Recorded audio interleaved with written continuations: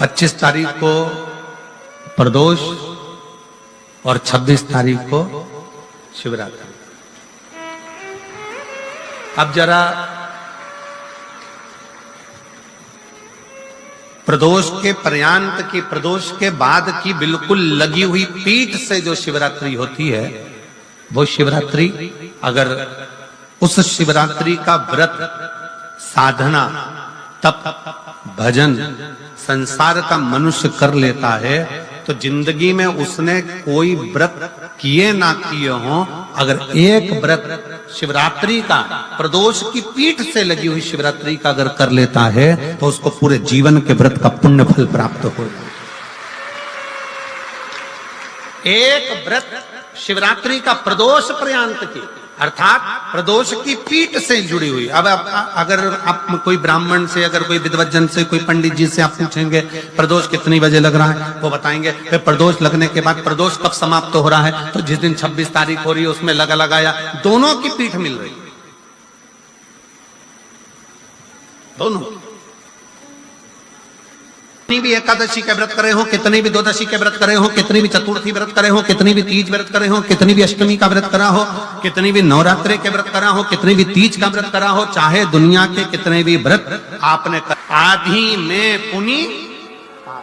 तुलसी बाबा कहते हैं थोड़े में बहुत होता है।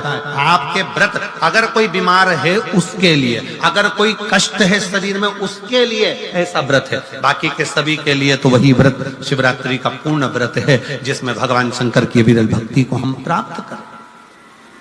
कितना विचित्र कर्म है, जरा विचार करिएगा कि प्रदोष काल का लगाया गया दीपक, प्रदोष काल, प्रदोष के दिन, प्रदोष काल का जो दीपदान होता है वो सरल नहीं होता, वो सहज नहीं होता। 5 स्थान की पूर्ति करता है। पहला, जम के बोलो, पहला स्थान किस चीज के लिए? काल सर्पदोष के लिए। दूसरा, पितृदोष।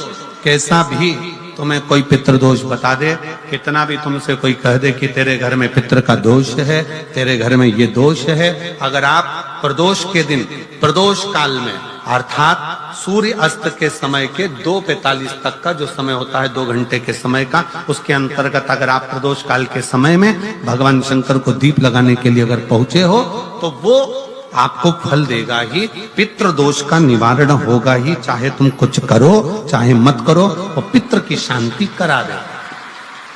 दूसरे नंबर पर है पितृदोष। तीसरे नंबर पर है वास्तु दोष। हमारे घर का, अब एक बहुत सावधानी से श्रवण करना, वंश की वृद्धि नहीं है। 30 वर्ष शादी के हो गए, 40 वर्ष शादी के हो गए और औलाद है ही नहीं।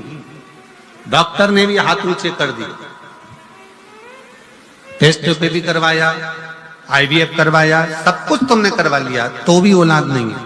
तब आखिरी में एक काम चालू करो, प्रदोष का दिन दोनों पति पत्नी व्रत चालू कर दो प्रदोष का, और प्रदोष काल में शाम के समय जाकर एक ही दिए में 2 लंबी बाती जानते हो ना, रुई की लंबी कपास की बाती 2, और दोनों बाती एक ही दिए में रखकर पति पत्नी दोनों उसको प्रज्वलित करना प्रारंभ करें, बाबा संतान देकर ही रहेगा, औलाद आएगी ही।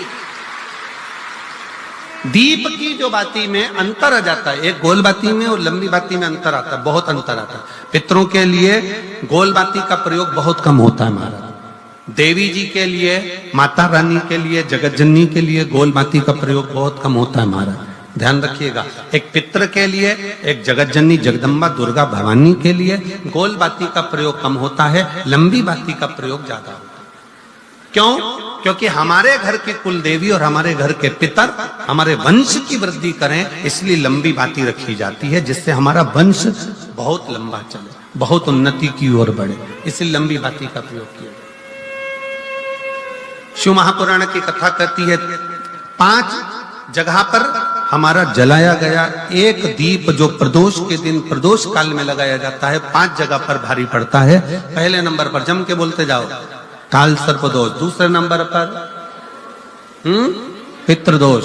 तीसरे नंबर पर घर का वास्तु दोष। हमारे घर में कितना भी वास्तु दोष है, कोई ने कह दिया यहाँ बाथरूम नहीं बनना थी, यहाँ पर शौचालय नहीं बनना था, यहाँ सीढ़ी नहीं बनना थी, वो सीढ़ी वहां बनना थी, ये सीढ़ी वहां बनना थी।